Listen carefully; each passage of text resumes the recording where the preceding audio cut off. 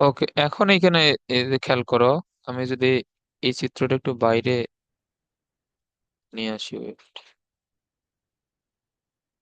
ধরো এটা,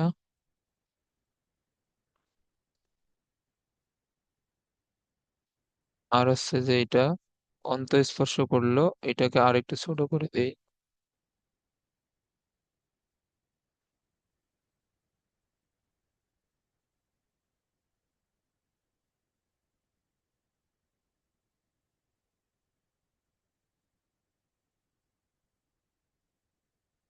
ওকে, এখন এই দুইটা বৃত্ত যদি অন্তঃস্পর্শ করে, তো একটার সেন্টার ধরলাম বাইরে, আর একটা সেন্টার হচ্ছে এটা, একটা সেন্টার C1, একটা সেন্টার C2।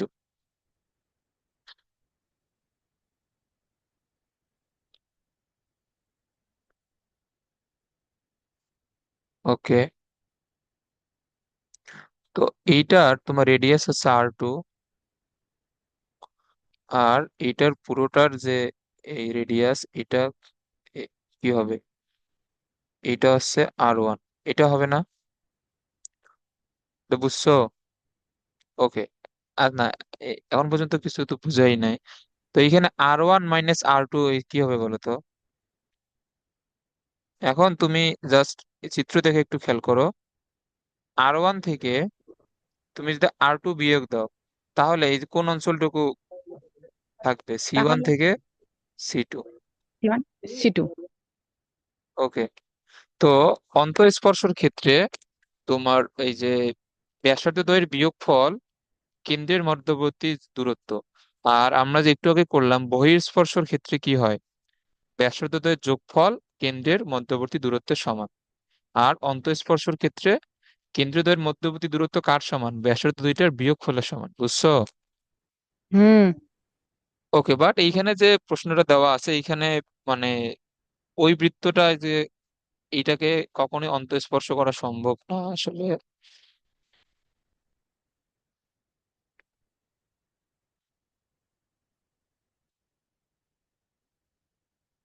আচ্ছা, যাই হোক, তারপর আমরা নিয়ম অনুযায়ী ম্যাথটা করি, তাহলে কেন্দ্রদ্বয়ের মধ্যবর্তী দূরত্ব কি হবে?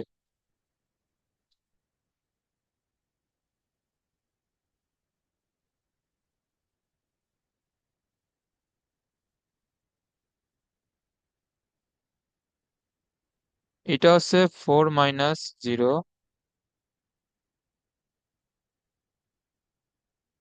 16, 25, 5। এটা হচ্ছে কেন্দ্রদ্বয়ের মধ্যবর্তী দূরত্ব।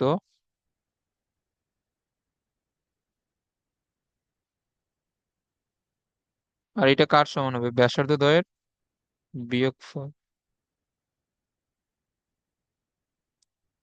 ওকে, এখন তাহলে এইখানে কোন বৃত্তটা বড় হওয়া উচিত ছিল?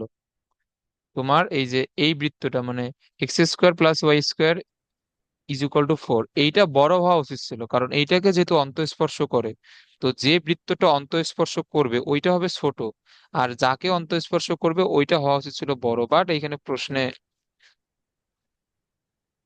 যেহেতু উল্টাপাল্টা লিখে দিয়েছে, আমরা এখানে পরম মান ইউজ করি।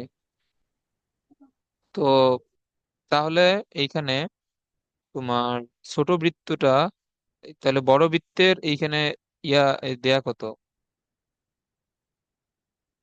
5 না, না সরি, 2, হুম,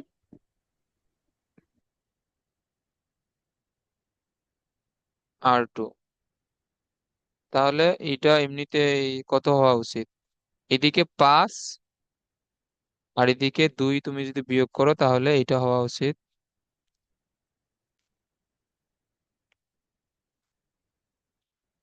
আচ্ছা দাঁড়াও, এখানে বড় বৃত্তের ব্যাসার্ধ থেকে ছোট বৃত্তের ব্যাসার্ধ বিয়োগ, তাহলে ছোট বৃত্তের ব্যাসার্ধ বিয়োগ,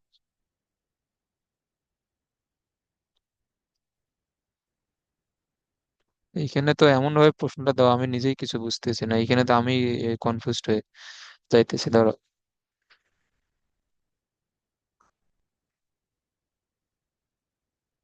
আচ্ছা, আমরা যদি এই যে এইটাকে আমরা যদি বড় ব্যাসার্ধ যদি ধরেও নিই, তাহলে 5 সমান এই কত হচ্ছে,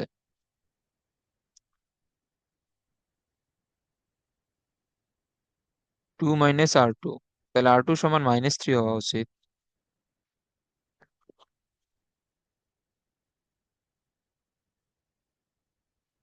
বাট এটা তো 3 কি হবে এটা?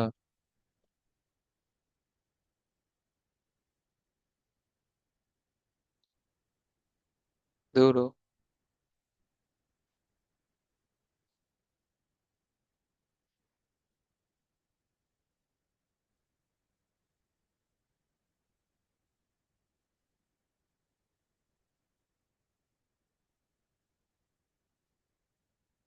বড়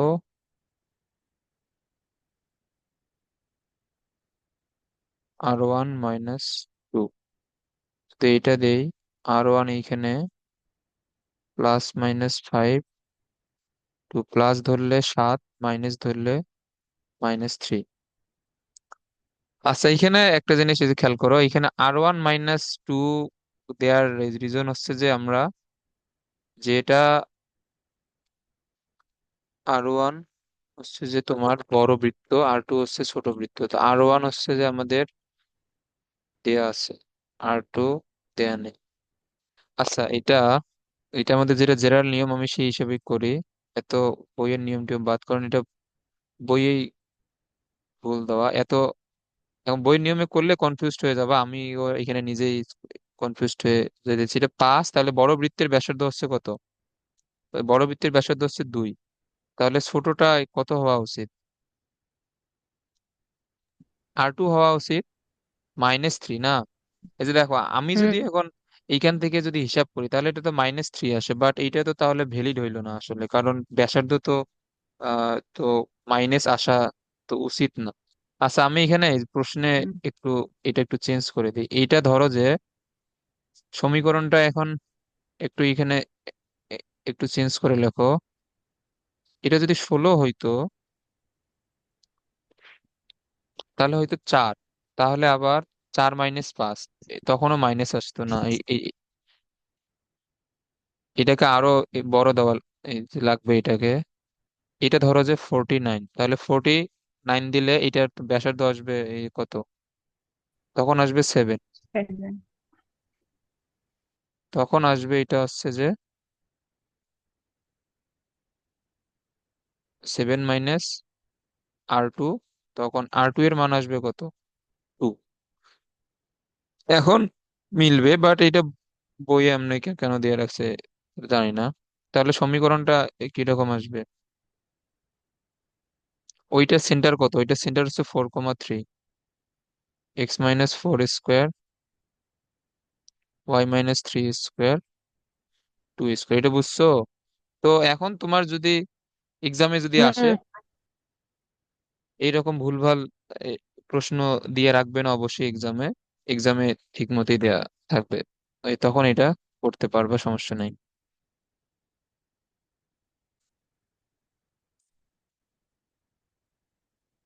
দেখাও যে এই দুইটা বৃত্ত পরস্পরকে 3,1 বিন্দুতে স্পর্শ করে।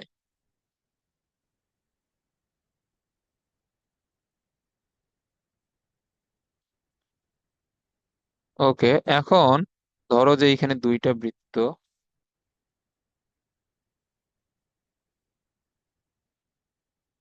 আচ্ছা, যাই হোক, একটা সেন্টার এইটা আর একটা সেন্টার আছে এটা, C1। সো এদের যে স্পর্শ বিন্দুটা, এটা কত?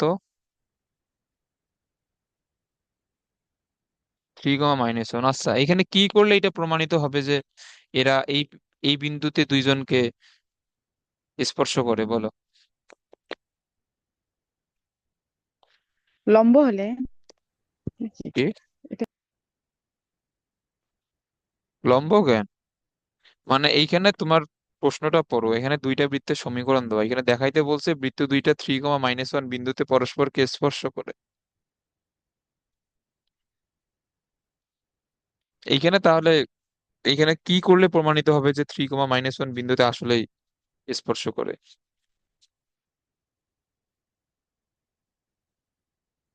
চিত্র দেখেই তো বলা যাচ্ছে, একটু চিন্তা করো।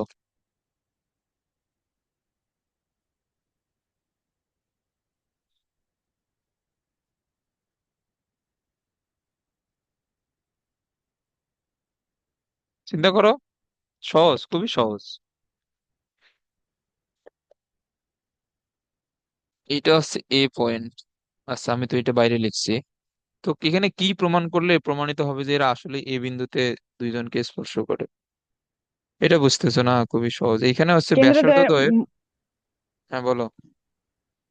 ব্যাসার্ধদ্বয়ের, সরি, এইখানে পারলাম সি না। ওয়ান এ প্লাস C2A, এই দুইটার যোগফল হবে ব্যাসার্ধ দুইটার যোগফলের সমান। যদি এটা হয় তাহলে প্রমাণিত হবে যে এটা এ পয়েন্টটা হচ্ছে এই দুইটার স্পর্শ বিন্দু। এটা বুঝছো?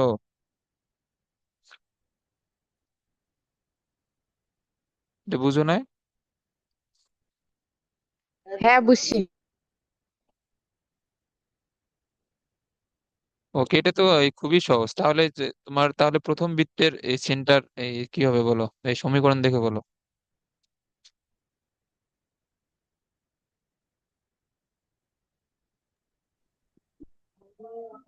Minus minus two. আরে না ভালোভাবে না, এটা বলো। হবে 2,3। 2,3। তাও তো হয় না। 2, -3।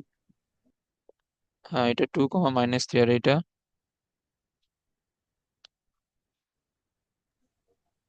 5,3। হ্যাঁ, তাহলে এটা হচ্ছে, তাহলে C1A এই কত হবে? এটা হচ্ছে 3 - 2 মানে 1 এর উপর স্কোয়ার, -1 -3 মানে -2 এর উপর স্কোয়ার দিলে এটা হবে 1 আর 4 √5। আর C2A 5 - 3 মানে 2 স্কোয়ার, 3 + 1 মানে 4 স্কোয়ার, 16, আর হচ্ছে 4, 20, √20 মানে 2 √5।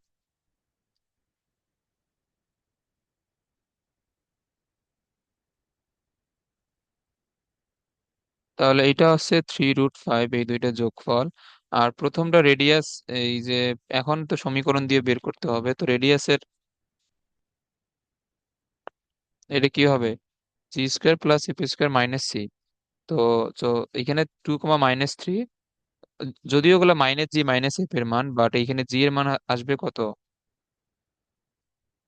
-2, F এর মান +3, সি এর মান কত প্রথমটায়? -8। তাহলে 9 আর 4 হচ্ছে 13, 13 - 8 হচ্ছে √5। R2, আর হচ্ছে দ্বিতীয়টা হচ্ছে -5 এর উপর স্কোয়ার মানে 25, মাইনাস এই 3 এর উপর স্কোয়ার মানে 9। আর এটাতে সি এর মান কত? সি এর মান হচ্ছে 14, তাহলে 34, 14, 20,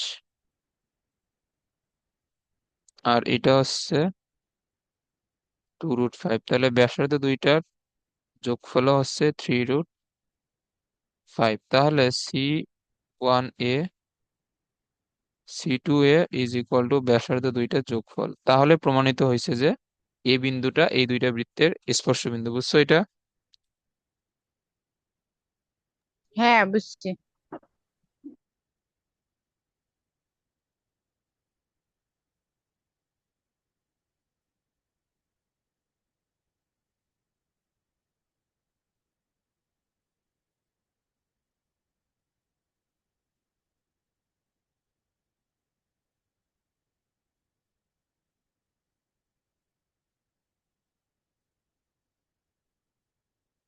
ওকে, এরপর 4 নাম্বারটা পড়ো।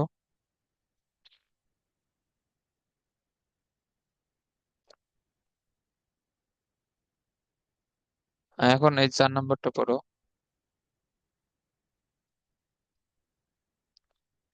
4 নম্বরে বলছে এরূপ দুইটি বৃত্তের সমীকরণ নির্ণয় করো যার কেন্দ্রের স্থানাঙ্ক দেয়া আছে এবং যা এত বৃত্তকে স্পর্শ করে।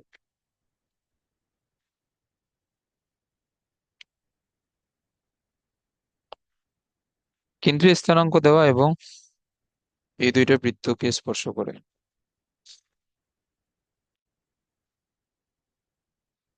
ওকে,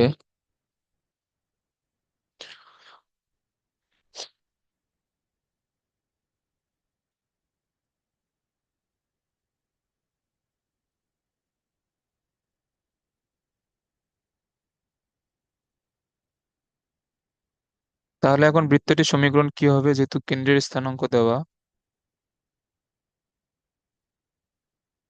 আর যেহেতু ব্যাসার্ধ যেহেতু জানো না, এটা আপাতত এ স্কোয়ার থাক। ওকে, এখন এই বৃত্তকে যদি স্পর্শ করে,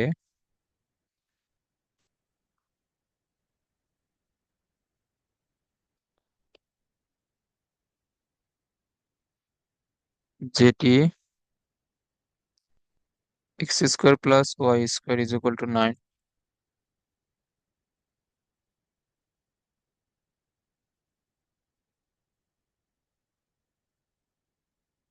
বৃত্তকে স্পর্শ করে, এইটার তোমার সেন্টার হচ্ছে 0 0,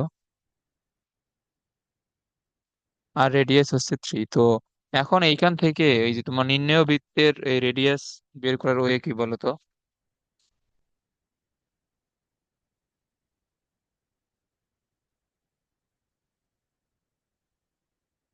তুমি এখান থেকে নির্ণেয় বৃত্তের, তোমার তো কেন্দ্র দেওয়া আছে আর তোমার সমীকরণটা কমপ্লিট করার জন্য শুধুমাত্র রেডিয়াস লাগতেছে।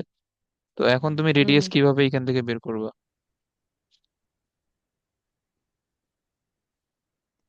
আর equal root over square plus F square minus C দিয়ে বের করবো।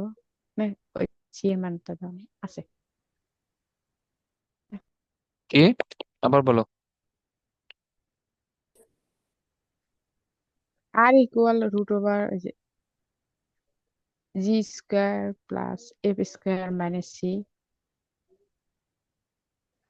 এটা তো দিয়ে এই বের কি, করবো। তুমি এখান থেকে জি এফ আর সি এর মান কই থেকে পাবা? জি এফ এর মান না হয় আছে, সি এই এর তো। মান এখান কই থেকে পাবা? হ্যাঁ, ওটা তো নাই। তো দুইটা বৃত্ত এখানে বলছে যে পরস্পরকে টাচ করছে, তো এখন এইখান থেকে রেডিয়াস এই বের করার ওয়ে এটা বলতে পারতেছে না, এটা হচ্ছে কেন্দ্র দুইটার মধ্যবর্তী দূরত্ব সমান কি হবে? ব্যাসার্ধ দুইটার যোগফল। হ্যাঁ, তাহলে এটা হবে R1 প্লাস R2। তো এখন এখানে তো দুইটা সেন্টারই তো দেয়া আছে, একটা হচ্ছে 3,4, তাহলে এটা দূরত্ব হবে 3 - 0, 3 স্কোয়ার, 4 - 0, 4 স্কোয়ার। আর একটা রেডিয়াস কত এখানে 3, আর একটা বের করতে হবে। তো এটা হবে 5 - 3, R2 এর মান হবে 2। ওকে,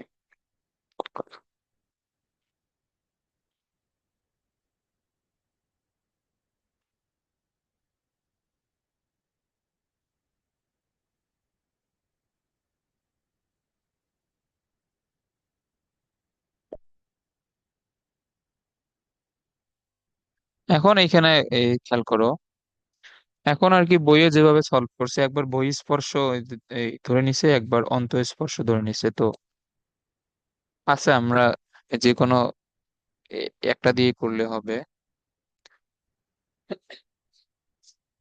তো এখন এখানে খেয়াল করো, তাহলে নির্ণেয় বৃত্তের সমীকরণ,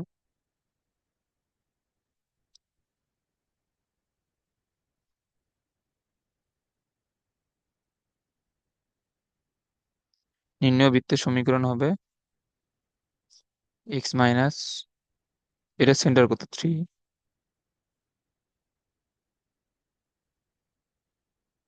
আর এটা হচ্ছে 4, এরপরে এটা ভাঙাই দিও। খুবই সহজ ম্যাথ এগুলো।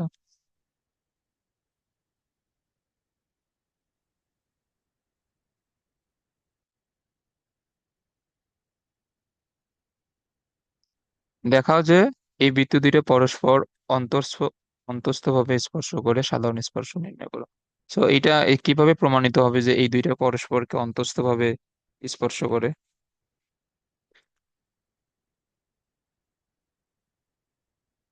বলো।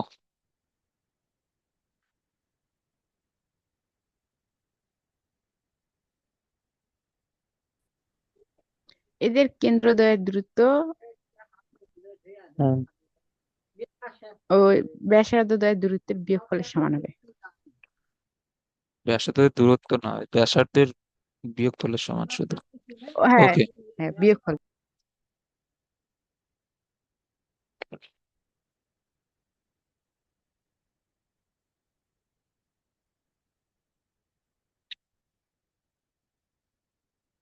আচ্ছা এখন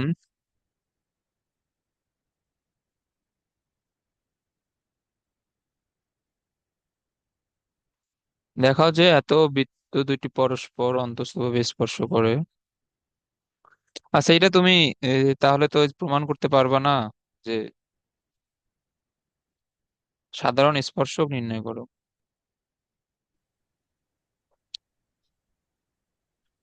তো দাঁড়াও দেখি এরপরে কি আছে। সাধারণ স্পর্শকের সমীকরণ 19 নাম্বার।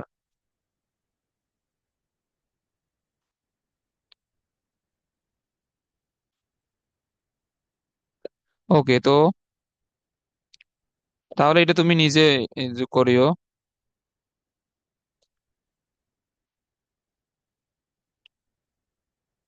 এখন একটা জিনিস খেয়াল করো। আচ্ছা ধরো আমি এই চিত্রটা এঁকে এটা বুঝাই। এটা আমি বলতেছি, তুমি এটা নিজে ট্রাই করবা।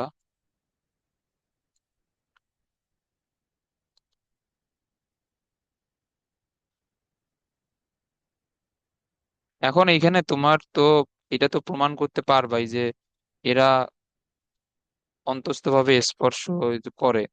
বাট এইখানে তো আরেকটা জিনিস এক্সট্রা বের করতে বলতে, সাধারণ স্পর্শ। এখন এখানে সাধারণ স্পর্শক এই যে কোনটা হবে বলো? ওয়েট, দাঁড়া দাঁড়া, আমি আরেকটা লাইন আঁকাই।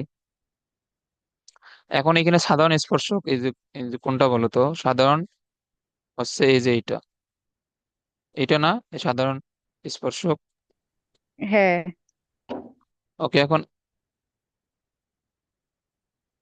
এখন এটা সমীকরণ এই যে কিভাবে বের করবা? সাধারণ স্পর্শক। আচ্ছা দাঁড়াও, সাধারণ স্পর্শকের মেবি একটা ডিরেক্ট একটা সূত্র আছে, ওটা মেবি লিখে দেওয়া হয় নাই। এটা কি এই চ্যাপ্টারে আছে? এটা মেবি 4.2 তে।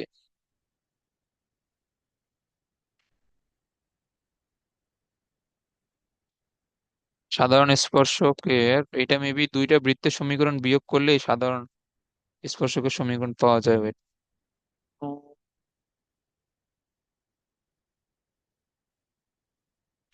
না, এটা হচ্ছে সাধারণ জ্যা। সাধারণ জ্যা হচ্ছে দুইটা সংযোজক জ্যা। আচ্ছা দাঁড়াও, সূত্রটা আমার নিজেরই মনে নাই এটা।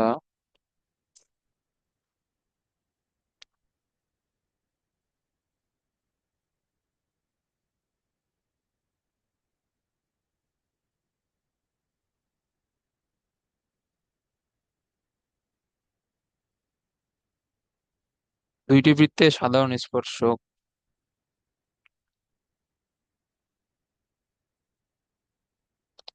আচ্ছা আচ্ছা, দাঁড়াও, এটা এটা কি দুইটা সমীকরণ বিয়োগ করলে কি অ্যান্সার আসবে? এইখানে হচ্ছে যে এটার অ্যান্সার কত? আর এটা আচ্ছা, আমরা যখন এই সূত্রটা যখন আমি এটা 4.2 তে যখন শিখাবো এ, তখন না হয় এটা লিখে। বাট এটা নর্মাল নিয়মে কিভাবে এখানে সাধারণ স্পর্শকের সমীকরণ বের করা যাবে একটু চিন্তা, সরল রেখা দিয়ে একটু চিন্তা করো তো। এখানে এই যে এই রেখার সমীকরণ কি করলে এখান থেকে বের করা যাবে বলো?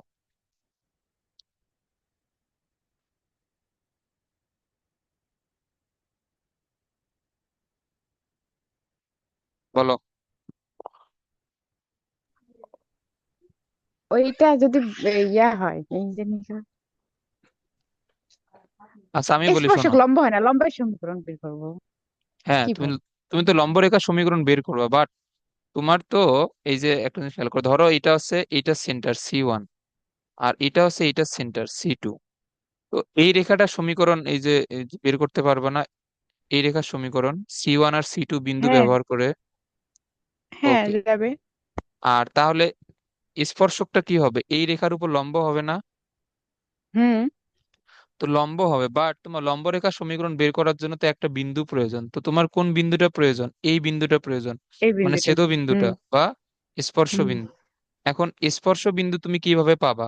এই বৃত্তের সমীকরণ দুইটা সমাধান করলে যে এক্স ওয়াই এর মান পাবা, এইটা হচ্ছে এইটার স্পর্শ বিন্দু, বুঝছো? হুম। ওকে, তো এইটা তুমি নিজে সলভ করার ট্রাই করিও। আচ্ছা, এখন আচ্ছা। এইখানে দেখাইতে বলছে যে এইটা দেখাও যে এত বিন্দুতে স্পর্শ করে। এখন তোমার বিন্দুটা দেয়া আছে, এই বিন্দুটা বের করার জন্য এইখানে তোমাকে অবশ্যই এই যে এই দুইটা সমীকরণ সমাধান করা লাগবে। ওকে, সাধারণ স্পর্শকের সমীকরণ। আচ্ছা তুমি মানে যদি নাও পারো, তো এই পর্যন্ত এই মানে আপাতত অন্তঃস্পর্শ যে করে এইটুক বের করে রাখিও। আর অন্তঃস্পর্শ করলে সাধারণ স্পর্শকের সমীকরণ কি হবে, এবং বহিঃস্পর্শ করলে সাধারণ স্পর্শকের সমীকরণ কি হবে, এটা আমরা নেক্সট দিন শিখবো। নেক্সট দিন বলতে একবারে বাড়িতে গিয়ে এটা কালকে পড়াইতে পারবো কিনা শিওর না, আমি জানাই দেবো এখন। আর আজকে এই পর্যন্ত থাক, তুমি এগুলা অনেকগুলো হোমওয়ার্ক আছে, এগুলা সহ এগুলা সবগুলো রিভিশন দিয়ে রাখিও ঠিক মতো। আচ্ছা। ঠিক আছে।